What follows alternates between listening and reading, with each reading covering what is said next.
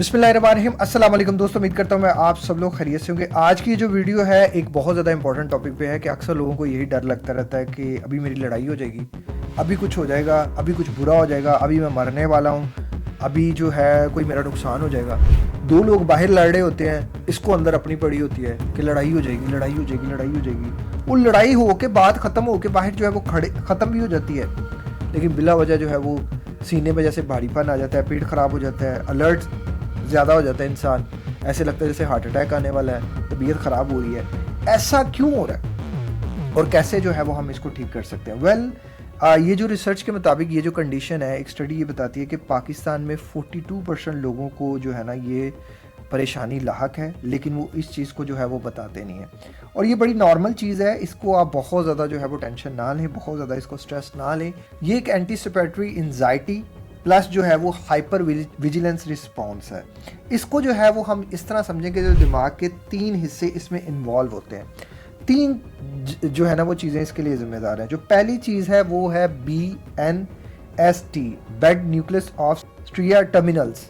ये दिमाग का वो हिस्सा होता है या वो स्ट्रक्चर होता है जो कि इन्वॉल्व होता है इमोशनल रिस्पॉन्स में, स्ट्रेस रिस्पॉन्स में और रिवार्ड रिस्पॉन्स में। ये समझ ले तो ये गार्ड होता है, एक तरह का हिस्सा जो हमारे दिमाग में होता है, और ये सेंस कर लेता है जो ख़तरे को।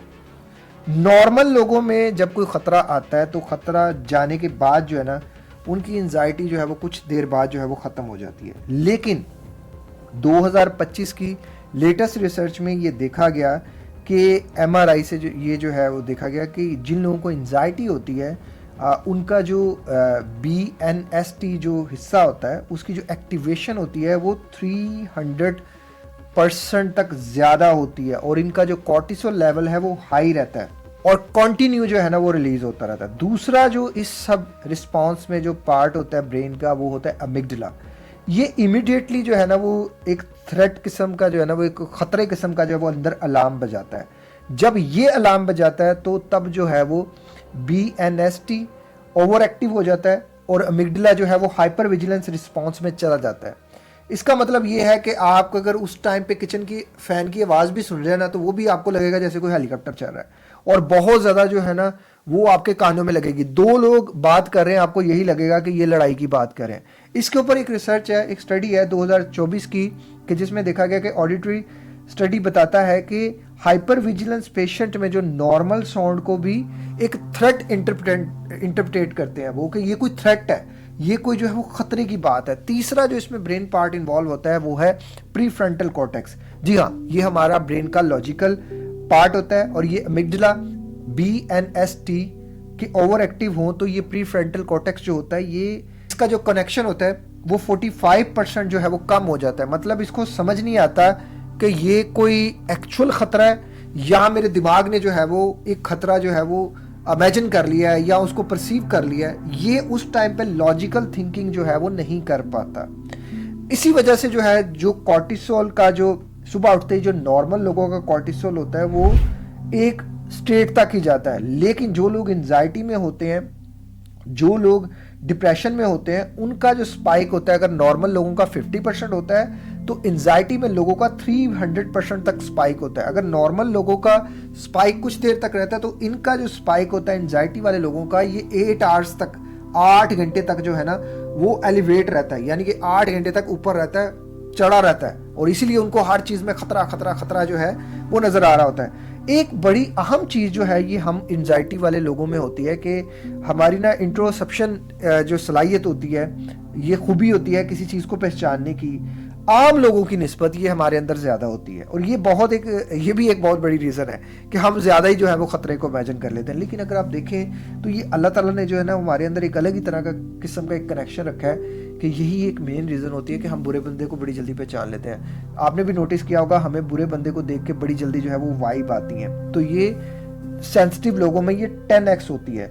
और इसी वजह से जो है वो नॉर्मल सिचुएशन में भी जो है वो हार्ट बीट ज़्यादा हो जाती है, डेंजर कंसीडर करता है इंसान जो है वो इसको कोई बहुत बड़ी जो है वो चीज़ समझ लेता है और उसको जो है वो अपने आप को जो है वो एंजाइटी में डाल देता है। अब ये चीज़ है कि ये गट ब्रेन कनेक्शन होती है, जैसे हमारे अंदर जो पेट के अंदर जो है ना वो तकरीबन 100 ट्रिलियन के करीब जो है ना वो बैक्टीरिया होते हैं। जब इनका डिसबैलेंस हो जाता है, डिसबायोसिस हो जाता है, तो इस इन्फ्लेमेशन साइटोकिन्स जो है वो जो रिलीज होते हैं, ये डायरेक्टली जाके जो है वो BNST और अमिगडाला को स्टिमुलेट कर देते हैं, मतलब ज्यादा उसको कर देते हैं। 2023 के एक जो है वो स्टडी में देखा गया कि प्रोबायोटिक्स सप्लीमेंट्स जो होते हैं, सप्लीमेंट्स की बात नहीं है यहाँ, आप वैसे भी प्रोबायोटिक्स जो रिच डाइट होती है उससे जो है वो एंटीसिपेटरी एंजाइटी जो है वो तकरीबन 42% तक जो है वो कम होती है, और जो कॉर्टिसोल होता है वो 38% तक जो है वो रिड्यूस होता है विद इन 8 वीक्स। उसके लिए जो सुबह के टाइम बेस्ट है वो चिया सीड्स हैं जो स्टडीज कहती हैं, और दोपहर के टाइम जो है वो ग्रिल फिश कहती हैं। शाम के टाइम जो है वो टर्मरिक मिल्क, दूध में हल्दी और मैग्नीशियम ग्लाइसिनेट के सप्लीमेंट्स भी इसमें रिकमेंड किए जाते हैं। और क्रोनिक इन्फ्लेमेशन जो होती हैं वो एंजाइटी को ज़्यादा करती हैं। 2024 की भी एक स्टडी ने बताया कि एंटीसिपेटरी एंजाइटी पेशेंट्स में जो है वो C रिएक्टिव प्रोटीन्स रिलीज होता है 2.x ज्यादा। हल्दी में जो है वो कुरकुमीन पाया जाता है और इसका जो है 60% इसको कम करता है। डेली 1 टीस्पून जो है ना वो हल्दी लेने से दूध में डाल के आपकी एंजाइटी जो है वो 32% तक रिलीज होती है।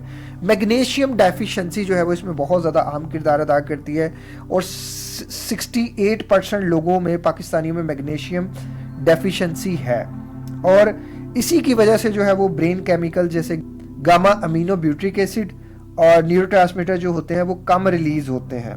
2024 का एक मेटा एनालिसिस बताता है कि 400 मिलीग्राम डेली जो है वो मैग्नीशियम लेने से एंटीसिपेटरी एंजाइटी जो है वो 41% तक जो है वो इम्प्रूव होती है विद इन 6 मंथ्स। अब बात करते हैं कुछ NLP टेक्निक्स के बारे में, कुछ ऐसी चीज़ों के बारे में जिसमें जो है आपने अपने इस फियर के रिस्पॉन्स को कम करना है, बिला वजह डरते नहीं रहना, बिला वजह जो है वो काम नहीं करना। उसके लिए जो सबसे बेस्ट है वो है आपने अपने आप को फोर्सफुली, सबसे पहली चीज ये, उस टाइम पे डर आ रहा है, एंगर आ रहा है, कुछ हो रहा है, आपने फोर्सफुली अपने आप को मुस्कुराना है और अपने आप से कहना ठीक है, जो सा भी डर आ रहा है मुझे मंजूर है, कौन सा डर है।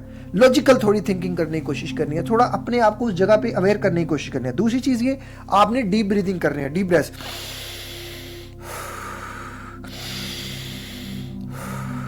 आपने बॉक्स ब्रीदिंग करनी है। अब बॉक्स ब्रीदिंग क्या होगी, 5 सेकंड तक, 5 काउंट तक हम सांस लेंगे, 5 काउंट तक होल्ड करेंगे, 5 काउंट तक हम उसको छोड़ेंगे। मैं आपको एग्जांपल से करके बताता हूं। होल्ड करेंगे, रिलीज करेंगे, ये आपने 5 बार करनी है। ये आपके 5 ब्रेथ्स हो जाएंगे। इसे आपने डे में बार बार करना है।